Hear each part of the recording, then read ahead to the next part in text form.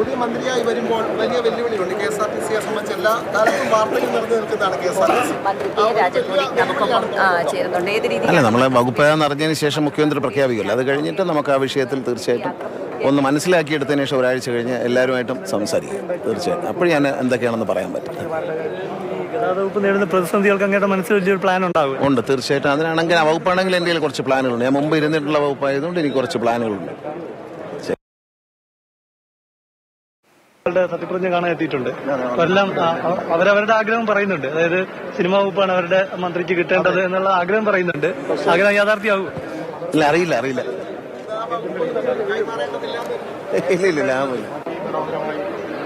നിയുക്ത മന്ത്രി രാമചന്ദ്രൻ കടന്നപ്പള്ളിയും ഇപ്പോൾ എത്തിയിട്ടുണ്ട്. നിയുക്ത 2 മന്ത്രിമാരും പരസ്പരം സംസാരിക്കുകയാണ്. അവരെത്തി അവരുടെ ഈ സത്യപ്രതിജ്ഞാ ചടങ്ങിന് തൊട്ടു മുൻപ് നിയുക്ത 2 മന്ത്രിമാരും എത്തിയിട്ടുണ്ട്. അരമണിക്കൂറിനകത്ത് സത്യപ്രതിജ്ഞ ചടങ്ങ് നടക്കും.